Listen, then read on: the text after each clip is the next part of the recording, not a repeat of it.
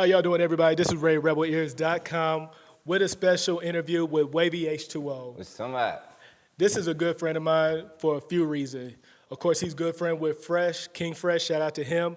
He is the main DJ for Takeoff ATL. Yeah. Doing a lot of things, man. How you doing today? I'm doing good. I'm tired, but I'm good though. That's what happened when you working, man. Hey, man, just finished the set for the Yeah. FSO release, man. Shout out to Lex, man. Shout out to the whole PCMG, man. It was Everybody dope. pulled up. The whole family pulled up, man. It was cool. The Fine Shit only release, man. That was awesome. By the time y'all see this, it'll be out. You see, I got the merch. Yeah, I see the You can go get attire. the merch at fineshitonly.com, man. And then we came up with the Wavy for the Fine Shit. We got the Wavy Diner merch too, man. We gonna get the pink merch for the Fine Shit. We out here. So let's talk about Wavy's Diner. Okay. So what is that? Wavy's Diner is a place where you can come get any flavor that you want from the music industry, from the sport industry, from the media industry. It's all the flavors. So advertising, marketing. Advertising, marketing. You want to talk about LeBron? Come to the diner. We're going to talk about that. That's a flavor. We like to think of everything that's a genre as a flavor in the diners because we don't want to be so stuck in the music lane because music, if you have a preference, it's like you only going to listen to one sort of thing. That's true. So it's like we want to open it up to everybody. So even if it's not music, if it's sports, if it's talking about a topic that's going on in politics, you know what I'm saying? The diner is for all the flavors. You can get barbecue, you can get breakfast. What you want? You can get lunch too. Exactly. All at the diner. That's what Wavy's Diner is. Wavy's Diner gives you all the flavors of the music industry and every other industry that you're interested in. Yeah, because you don't want to limit yourself, especially when it comes to music, because that's only, in my opinion, is a bridge to expand off it. I know King Elway, he has his own merchandise, he has his own attire. It's a whole brand. It's like a thing. He's not just an artist, and I think a lot of people are missing out on expanding themselves from just being a musician. They might want to think about, hey, you know what? Let me see if I want to go into the beverage side. Yeah. See if I can sell some liquor, or if I even want to make some shoe cleaners, because Or that's what King some Elway. people get into the medical industry and get their own strand. Like it's a whole thing. You know what I mean? Just different flavors. Different flavors. Different flavors of life. Yeah. So yeah. I do want to bring this up because we just talked about this when King Fresh had his Crown Me closing at Stonecrest Mall. Yep, Stonecrest Mall, all the way out there. Man. Yeah, you DJing everywhere, man. Yeah, dog. I shout out to King Fresh. He gave me one of my first club gigs in Atlanta when I was in college. I want to say it was my junior, sophomore year. And I came to him because he saw me through someone else, a whole bunch of other people. Yeah. Basically, it was like a train of people that said, Wavy is that guy. You need to come get him. And shout out to Lynette. But Lynette told King about me, and he had me come in to Takeoff after BDP. Rest in peace. Rest in peace. But me and Lex had came in right after him. And then when Lex got busy, it was like me. So it was like I had to kind of step up. Yeah. So it was like, okay. And then from there, it was like, all right, I got this store in Stonecrest. I need you to do this. Like, we about to close down. I need to be geeked up. So when I go over there, I'm like, I'm rushing. I'm a college student as well. Like, I'm the youngest in the family. Like, everybody you'll see in interview, a part of that whole Atlanta family. I'm one of the youngest in the family. Hey. So I'm still in college and I'm running around. I got to go from Atlanta to Stonecrest. Traveling. And I get there and it's like mad cool vibes. And you pull up on me. He's like, yo, I got this media shit. I got this going on over here in the corner. When you get time, come over. And I'm like, okay. I work. And then I pull up, and then you get busy, and it's just like, okay. I didn't give him the time. It's all good. We got the time now. We got the time now. This is really cool, kind of to see your platform and it growing into like you running into me and be like, all right, bro, we got time today. And we actually had time, so it's like, it's cool to see the work that you put in as well. Yeah, because I just saw you 2 days ago at Takeoff ATL for the South by Southwest contest with PCMG. Shout out to Clay James. Shout out to Pimp Octane. Sweet He won the contest. Oh yeah, Octane. Yeah. And Simone Monet, they was in second place. Yeah, Simone Monet go crazy too. You might see them in South by Southwest. You might see them. You might. You never know. You're gonna see. So let me ask you this: what's something that we can expect outside of DJing? Because I know you're traveling all around. I am doing a lot of work when it comes to me. I grew up in the age where like I was listening to DJ Drama, Greg Street, Lil Bankhead. I wasn't listening to too much Khaled, but it's not hard. It's hard to not listen to Khaled. Yeah. He made himself the biggest in the world by saying I'm the biggest. But I want to get into hosting tapes more. I want to figure out the niche between talking on top of the track and then actually being a good host and being like, yo, this the shit, we about to listen to this, and then the song drop. So I'm getting more into hosting tapes. You're gonna start hearing my voice a lot more in the DJ sense. I can't wait to You hear see it. what I'm saying? Yeah. So that's what's coming up next. I ain't gonna drop too much because it's gonna be some cool shit. But the fine shit only what we saw today was like the precursor into what me and Lex are gonna be doing as DJs, like outside of DJing. I'm sorry, but me personally, I'll be hosting tapes.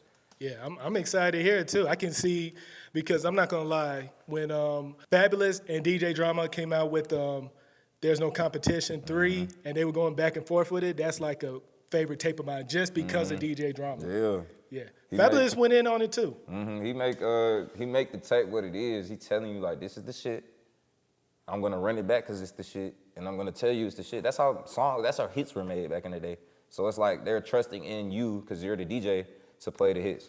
So That's needed. taking more control into being like, all right, I'm gonna make the beats for this tape. I'm gonna go engineer this tape. I'm gonna go find the artist, because I'm an engineer, producer, songwriter, and rapper as well. So writer. So I do all of that. So to really put the best people in the room, like I come from a football background too. So you got that structure. I like being amongst people that are the same level as me, and we're sharpening each other like iron. So it's like, if I could put this dude in the room with this dude and this beat in the room, and I know all of that's gonna go because this is the best shit ever, I wanna be the guy to do it. Just like Khaled, just like Drama, just like Wavy H²O. Yeah, you gotta connect the dots. Exactly.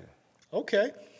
Outside of that, because not only you DJ, you on a podcast too, right? Yeah, so the radio show slash podcast is Wavy's Diner, so that's what I do with Rockland One. So shout out to Rockland One Radio. Hey, shout out. Sincere. So how did y'all meet? It's funny, bro. I tell this story all the time. I'm ready to laugh.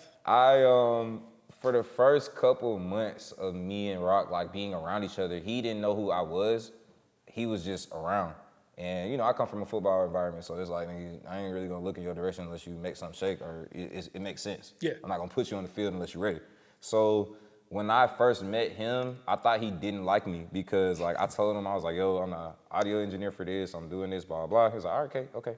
Yeah. He just went and did his thing. So I think it was a year of me being the head of audio and him seeing what I could do, where it was like, okay, I could put a team together to go do this and get that done, or I can delegate the job, or if everybody fucking up, I know how to fix it. I know how to get the audio right, get the singer to do this and do that, and make shit move. You quick on troubleshooting. Exactly. Yeah. And I did that for a year, and he was just in the background just watching. So it was like, all right, cool. And then when I kind of like got to the antithesis of what I wanted to do, it was a summer internship program that I was doing with this program called NSEG, the National Collegiate Entertainers Group. And that whole like couple months of me thinking Rock didn't like me, it led up to the summer where the school year was over with. I was like, you know what, forget him. I'm not worried about that. And then it comes up to where it's like the summer internship where we have to, basically the internship is you have to plan to do a show. Yeah. And it teaches everybody in there the different aspects of the music industry, whether you're ticketing, whether you're marketing, whether you're hosting, all of that. Yeah. That's what the internship was for. And I was put in the DJ role. And I had, at that time, I was a producer and an engineer. I hadn't DJed like heavily since like ninth grade, like not ninth grade, but like freshman year of college and in high school. Yeah. So like sophomore, junior, I'm trying to graduate. So it's like, so they put me in that situation. And I had to be the DJ. Being a DJ, you control pretty much everything. You control the sound, you control the energy. Yeah, so that summer of preparing for that show and being the DJ and being the head guy and calling the shots here and making that happen, that pretty much made him be like, all right, I really want to help you hone in on this. So we met.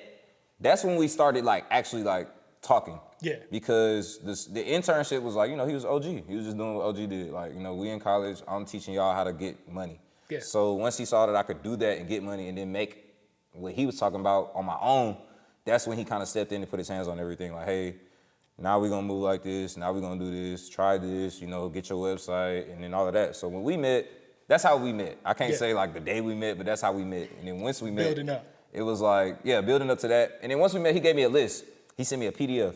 That shit had literally 60 bullet points on there. And he was like, yo, you have to finish this whole shit to be like that nigga. The nigga you want to be in your mind, Finish this list and you gonna be that nigga. Shit, I want to see that PDF. I might be like, damn, I'm missing like 13 of these. Right, you know, like, but you know, the PDF was just small. Like, it was you know, get your LLC, get your EIN, get that. Like, the stuff you think is subjective and simple, but like everybody tells you this in the YouTube video, but they're not just talking shit. Like, that's literally what you have to do. It's as simple as just getting it done. So when it's 60 things on the list, it might like look like a lot of stuff, but it's like, okay, you can get that done in 1 year and make an M.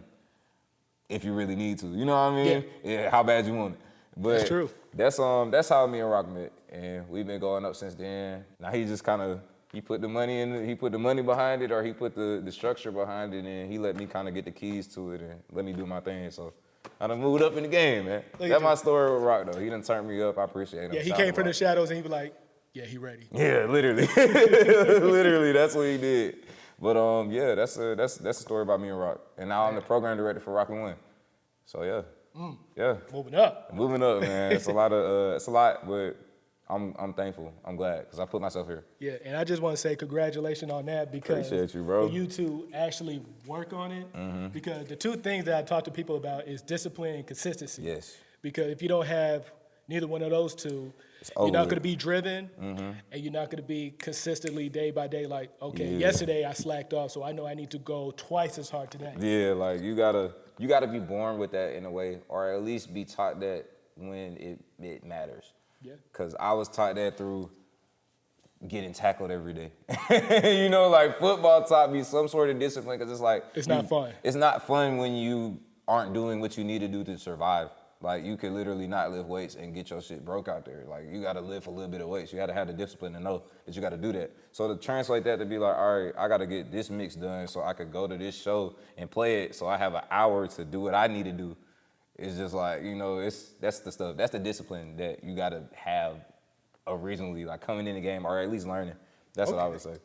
So the last two things I want to ask you, it'll be different in a way from Alex. I want to ask, of course, what's your two goals before the end of the year? Yeah. That's first. So my first goal, I have I'm in school, so I'm going to add 3.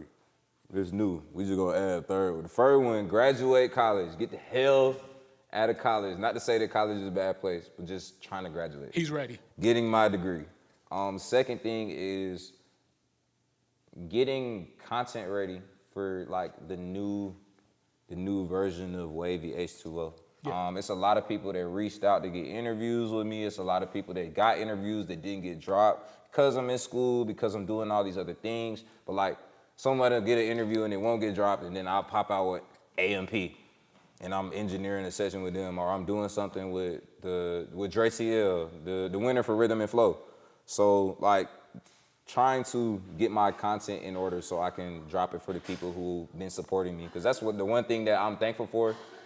The videos that I've done that haven't come out, the people who have those videos aren't upset or anything because they know what I'm working towards and what I want to do. So getting the content in order and polishing up the Wavy brand, that's what I want to do. That's my other goal. And then the last goal is really just drop a successful tape. It is very hard as a DJ to drop a tape.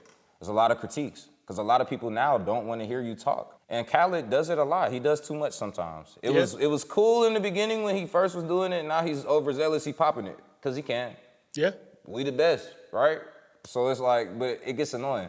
So trying to find the middle ground for my generation of what they want to hear or what they want to get used to. Because I want to give them what Wavy want when y'all gonna like it because it's Wavy.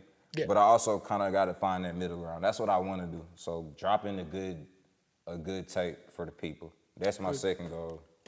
Doing it like that. Well, shit, dropping a good tape for Wavy. You know what I mean? Not fuck the people, but not fuck the people, but dropping the tape that I can be confident in, and the people gonna, enjoy it too.